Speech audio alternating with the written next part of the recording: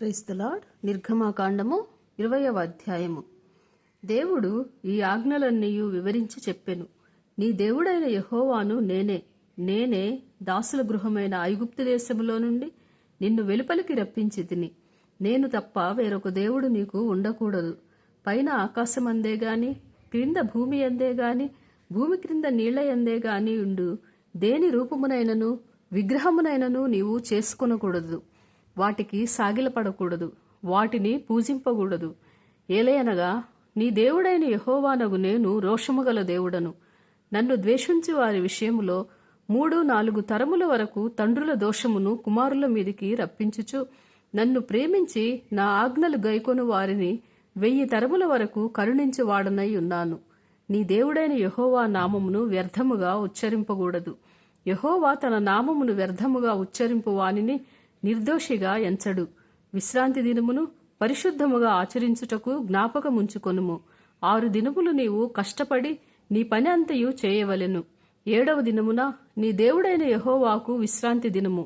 దానిలో నీవైనను, నీ కుమారుడైనను, నీ కుమార్తె అయినను, నీ దాసుడైనను, నీ దాసి అయినను, నీ పశువైనను, నీ ఇండ్లలోనున్న పరదేశినైనను ఏ పనియు చేయకూడదు. 6 దినములలో యెహోవా ఆకాశమును, భూమియు, సముద్రమును, వాటిలోని సమస్తమును సృజించి 7వ దినమున విశ్రమించెను. అందుచేత యెహోవా విశ్రాంతి దినమును ఆశీర్వదించి దాన్ని పరిశుద్ధపరచెను. నీ దేవుడైన యెహోవా నీకనుగ్రహించు దేశములో నీవు దీర్ఘాయుష్మంతుడవగునట్లు నీ తండ్రిని, నీ తల్లిని సన్మానించుము. నరహత్య చేయకూడదు, వ్యభిచరింపకూడదు, దొంగిలకూడదు, నీ పొరుగువాని మీద అబద్ధ సాక్ష్యము పలుకకూడదు, నీ పొరుగువాని ఇల్లు ఆశింపకూడదు, నీ పొరుగువాని భార్యనైనను, అతని దాసునైనను, అతని దాసీనైనను, అతని ఎద్దునైనను, అతని గాడిదనైనను, నీ పొరుగువానిదగు దేనినైనను ఆశింపకూడదు అని చెప్పెను.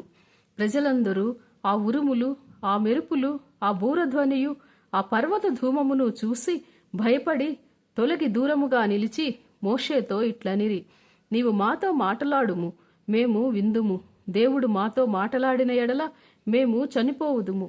అందుకు మోషే, భయపడుకుడి, మేము పరీక్షించుటకును మీరు పాపము చేయకుండునట్లు ఆయన భయము మీకు కలుగుటకును దేవుడు వేంచేసెనని ప్రజలతో చెప్పెను. ప్రజలు దూరముగా నిలిచిరి. మోషే దేవుడున్న గాఢాంధకారమునకు సమీపించగా యెహోవా మోషేతో ఇట్లనెను: ఇశ్రాయేలీయులతో ఇలాగు చెప్పుము, నేను ఆకాశము నుండి మీతో మాటలాడితినని మీరు గ్రహించితిరి. మీరు నన్ను కొలుచుచు వెండి దేవతలనైనను బంగారు దేవతలనైనను చేసుకొనకూడదు. మంటి బలిపీఠమును నా కొరకు చేసి దానిమీద నీ దహన బలులను, సమాధాన బలులను, నీ గొర్రెలను, నీ ఎద్దులను అర్పింపవలెను. నేను నా నామమును జ్ఞాపకార్థముగా ఉంచు ప్రతి స్థలములోనూ నీ యొద్దకు వచ్చి నిన్ను ఆశీర్వదించెదను. నీవు నాకు రాళ్లతో బలిపీఠము చేయునప్పుడు మలిచిన రాళ్లతో దాన్ని కట్టకూడదు. దానికి నీ పనిముట్లు తగలనిచ్చిన ఎడల అది అపవిత్రమగును. మరియు నా బలిపీఠము మీద నీ దిగంబరత్వము కనబడక ఉండునట్లు మెట్ల మీదుగా దానిని ఎక్కకూడదు. May God bless you.